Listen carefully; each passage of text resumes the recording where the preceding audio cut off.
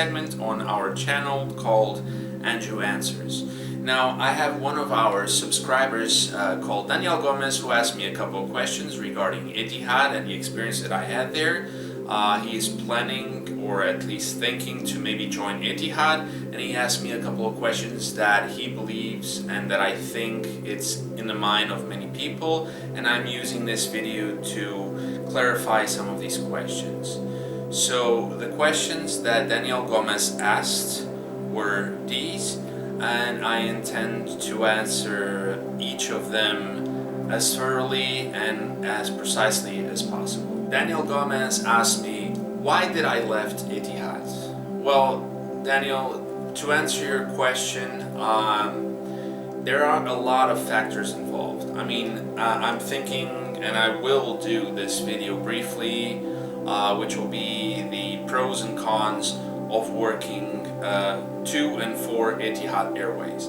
Now, bear in mind, and so that we get this cleared, I'm extremely thankful that Etihad hired me to work for them. Etihad, until to this day, has been the only company that I've worked for in which I was really proud for what I do. And even though right now I'm no longer working for Etihad Airways, I still feel proud to have contributed to that airline.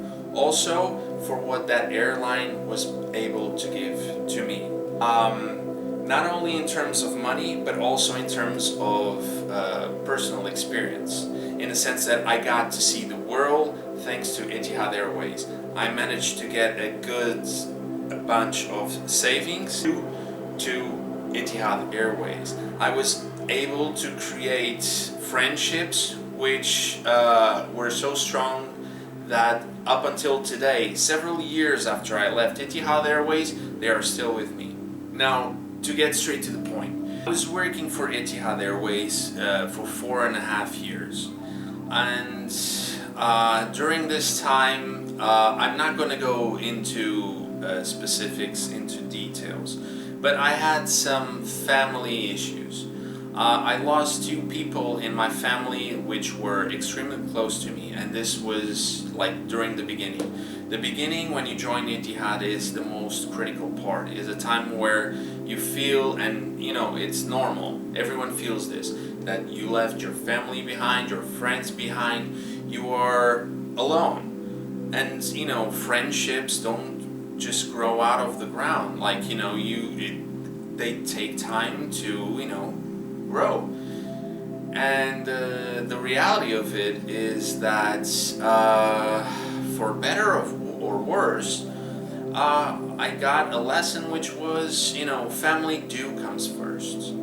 And I never regretted the fact that I joined Etihad. Quite the opposite. I'm very glad, and if I could go back in time, I would have done it again. In fact, maybe I would even have done it earlier than what I did. But the thing is, you know, Etihad, it's very rewarding. It's a very rewarding company. But the thing is, you do work a lot. The more you work, the more you earn. It's a fair system. The passengers, as you might have noticed from some of my videos, are not exactly the easiest ones to deal with. But that's a part of the job, you know. I mean, you have good passengers, you have bad passengers. Same applies to crew, same applies to management. So I would suggest the answer to this question, if you want it more thoroughly explained, I will leave a link here so that you guys can check like the pros and cons of working for Etihad Airways, and the fact that I left was just the result of all of them put together. How long does it take for you to be promoted from economy class to business class? Well, Daniel, to be perfectly honest with you, the way that promotion works in Etihad is pretty much about your performance on board, but not exclusively. It depends also on your manager. And this is kind of like a tricky situation, because when I was working for Etihad Airways, they had this mentality which was like, The company is not perfect, there are things to improve, therefore all onboard leaders and managers are required to find flaws on their employees and, punish them. And if you don't find enough flaws on your employees, make them up, because otherwise in the end of the year you won't get your bonus if you don't get enough improvement required or negative evaluations. I'm sorry to be so blunt, this is the experience that I had from friends of mine which were cabin seniors, cabin managers, performance managers. Like, they had targets to achieve. I had a friend of mine who said that he was put on trial by his performance manager, and the fact was that his performance manager said to him, either you give enough improvement required or you will have an improvement required because you didn't give enough.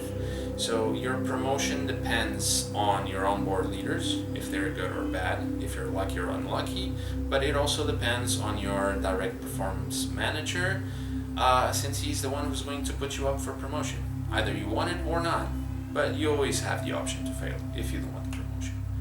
But in any case, it always comes down to the performance manager.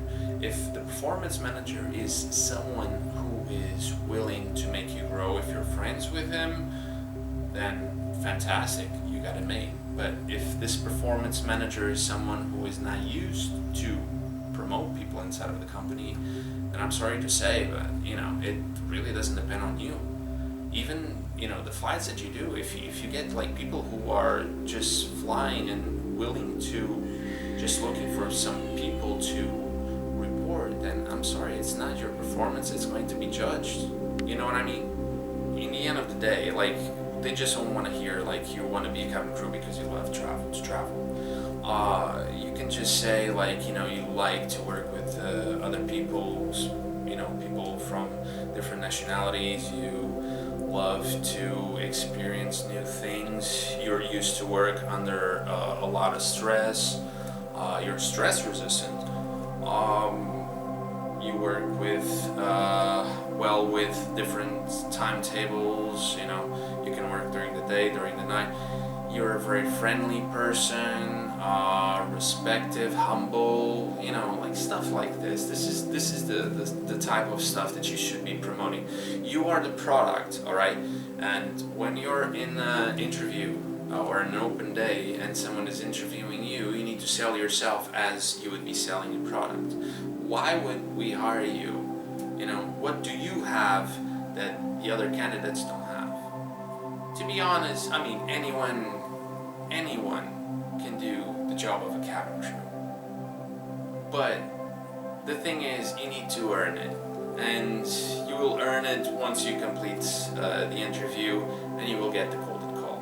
By the way, check out the link for the video that I've made for the golden call video and the experience that I had with it. How can I better explain? Like, Etihad is not a normal airline, or how can I better put it? I mean, it's an excellent airline to work for, but you do work a lot. The rosters are very, very hard, and as my own experience, from my own experience, I can tell you that I had like issues, from this type of rosters and the type of rest which follows these types of flights. Let me give you an example. I could be doing a flight to Sao Paulo from Abu Dhabi, which, if I'm not mistaken, it was like 14 hours and 45 minutes from point A to point B, and then on the way back, pretty much the same, maybe 1 hour less.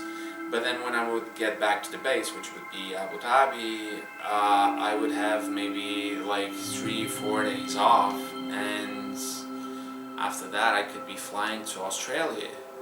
And the timetables, the difference is that, like, maybe, and I apologize because it's been a long time, but maybe Sao Paulo was like GMT -7, the other one, or no, -3, GMT -3.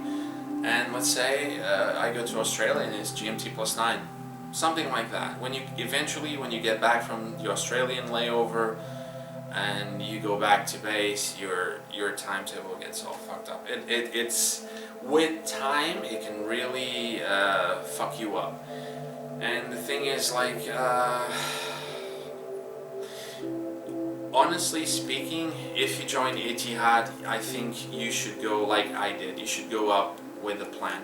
Go have fun, do whatever you need to do, but bear in mind, like, if you go there to make money, to save money, to help someone, to help your family, whatever, go there, have fun, enjoy yourself, but always keep in mind that you're there for a reason.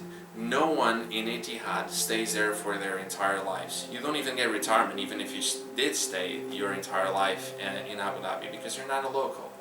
So save as much as you can, because eventually one day when you decide to leave, it's going to come back to you and you're going to be very happy that you actually did it. Regarding group dynamics, honestly, from what I could understand from your comment, this is the one that you seemed like you were more worried about. In fact, I would suggest that this is quite the opposite. Like, this is the easiest one. Group dynamics is the easiest one of all of them. What I would suggest is, like, what they will be observing, the judges, is if you're the one who keeps on talking, if other people will try to talk and you don't let them, or you talk on top of them, you don't want to be talking too much, yet you don't want to be talking too little. You don't want to be quiet and you don't want to be like talking non-stop. Just, 50-50. Be friendly, smile, take it professionally, but you're there, you're having fun. Show that, even though, and the recruiters know that this is a stressful environment, show them that you can be, even though that you're in a stressful environment, you can still be relaxed and you can still have fun.